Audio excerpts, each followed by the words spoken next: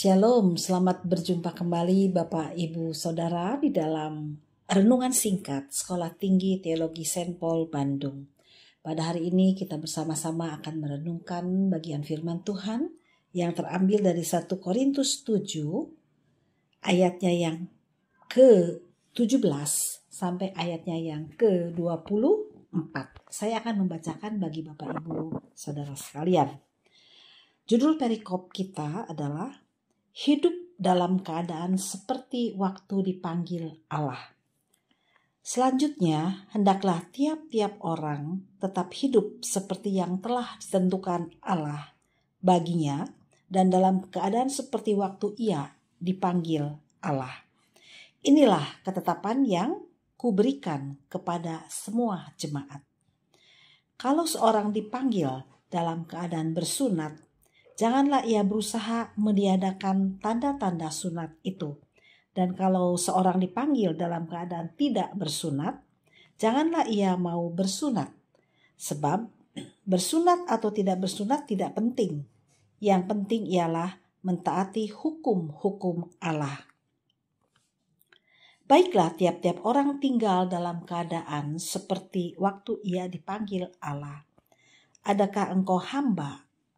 Waktu engkau dipanggil, itu tidak apa-apa. Tetapi jikalau engkau mendapat kesempatan untuk dibebaskan, pergunakanlah kesempatan itu.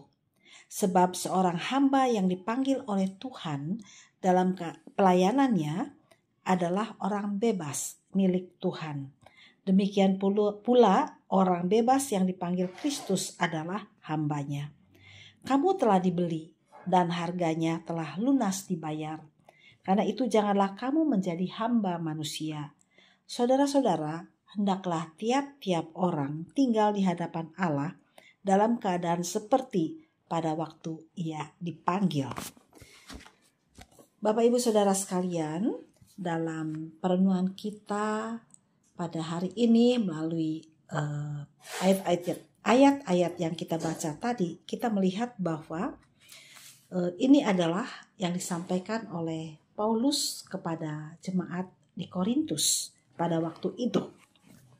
Nah, kalau kita melihat akan keadaan jemaat Korintus pada waktu itu, jemaat Korintus memang adalah jemaat yang memang sudah di dalam Tuhan, dan kemudian mereka juga istilahnya percaya kepada Kristus, tetapi dalam kehidupan di dalam jemaat itu ada beberapa masalah-masalah yang timbul atau yang muncul dalam kehidupan jemaat, ya.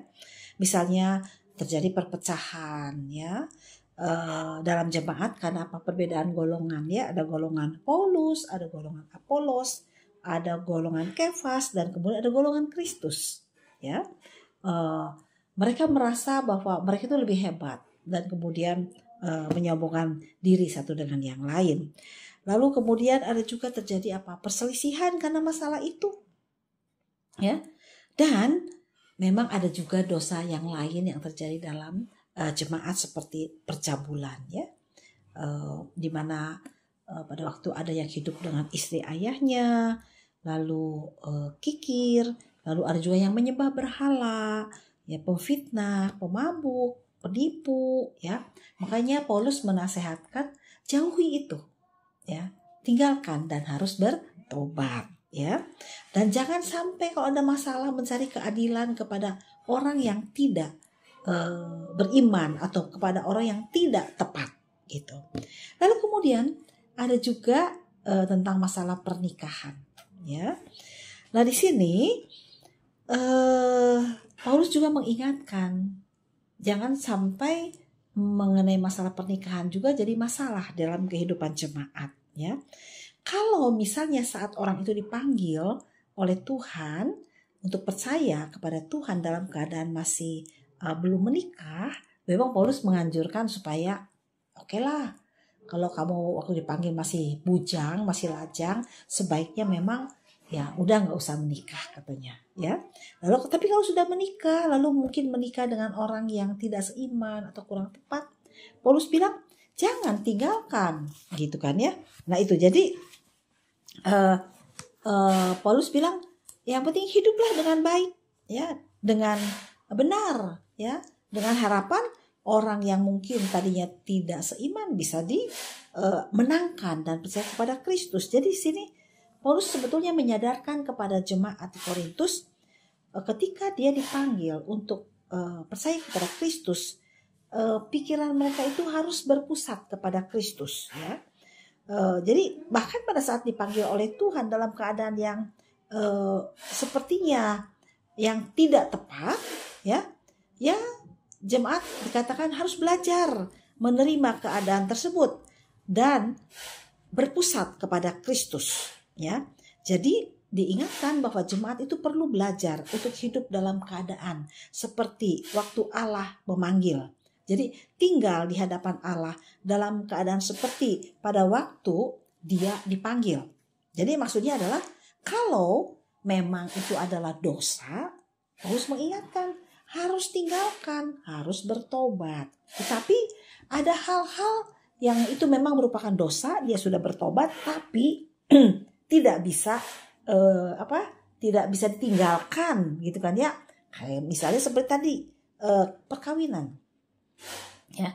Jadi kalau dia memang belum menikah, ya, dia masih gadis, ya, masih bujang begitu, ya memang Paulus menyarankan, saya bilang tadi, bahwa ya udah, kalau memang pada waktu itu kondisi kamu masih belum menikah, waktu dipanggil Tuhan, kemudian disuruh untuk bisa percaya kepada Tuhan, berpusat kepada Kristus, katanya jangan menikah, katanya, karena kalau menikah itu katanya menyusahkan diri sendiri, ya, banyak khawatir, nah, dan harus memikirkan bagaimana bisa menyenangkan pasangannya. Makanya kalau misalnya dia nggak menikah, Paulus bilang kamu akan lebih berfokus kepada Tuhan, ya, kepada apa yang Tuhan mau, seperti saya, katanya, kata Paulus, ya. Bayangkan kalau misalnya Paulus menikah, punya istri, punya anak-anak, sedangkan dia harus pergi untuk bisa memberitakan Injil dari kota ke kota gitu kan ya, ke luar daerah yang jauh dari tempat tinggalnya. Wah, susah ya. Makanya Paulus bilang, ya seperti saya lah ya. Tapi Paulus mengingatkan lagi, kalau memang kamu tidak tahan, ya, tidak tahan menahan hawa nafsumu, ya nggak salah juga kalau kamu menikah, kata Paulus begitu ya. Nah, kemudian kalau memang sudah menikah, lalu dia menikah dengan orang yang mungkin tidak seiman, Paulus bilang, ketika kamu percaya Tuhan Yesus bukan berarti kamu tinggalkan pasangan kamu itu, tidak, ya.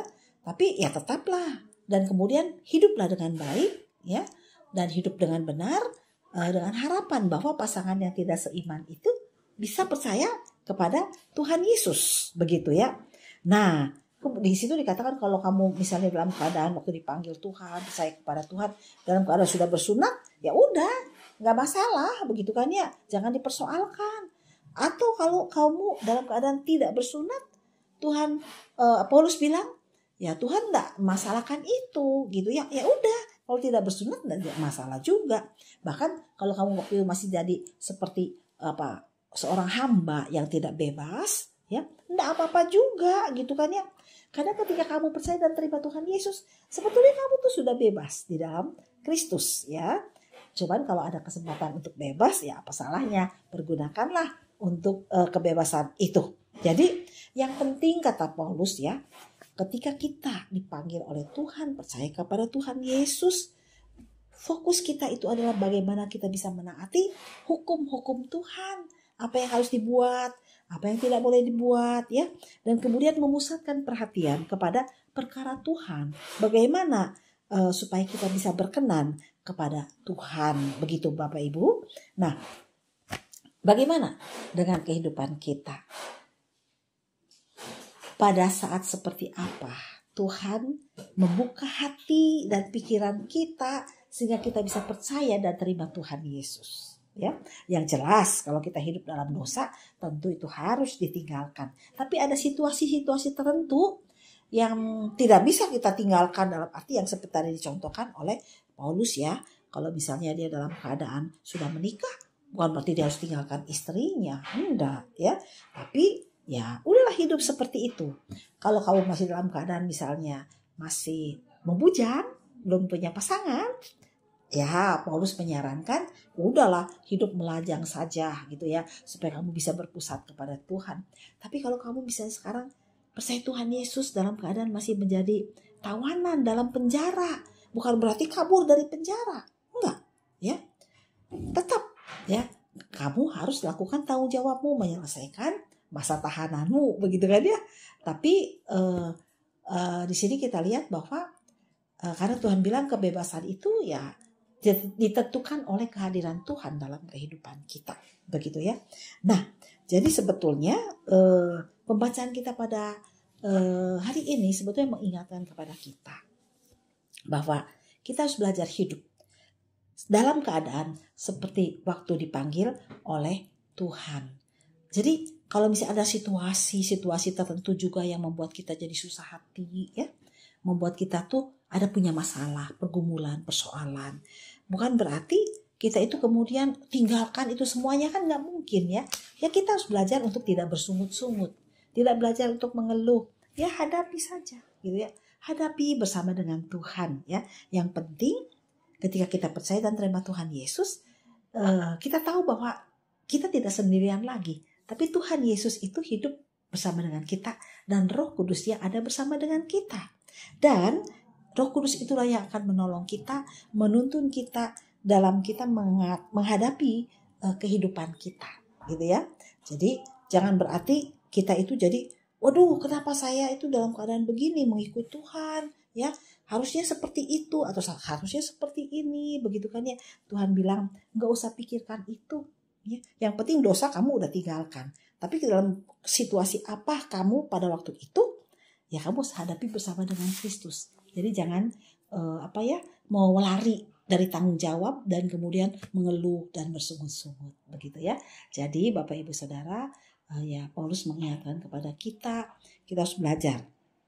Ya, apapun situasi kita, apapun keadaan kita, yang penting bukan dosa ya Bapak Ibu ya. Kalau dosa jelas harus ditinggalkan dan bertobat. Tapi situasi-situasi tertentu yang memang tidak bisa kita lepaskan karena kita bertanggung jawab, bukan berarti kita harus tinggalkan itu semua. Termasuk pasangan atau termasuk masalah atau persoalan, apapun harus kita belajar untuk hadapi ya.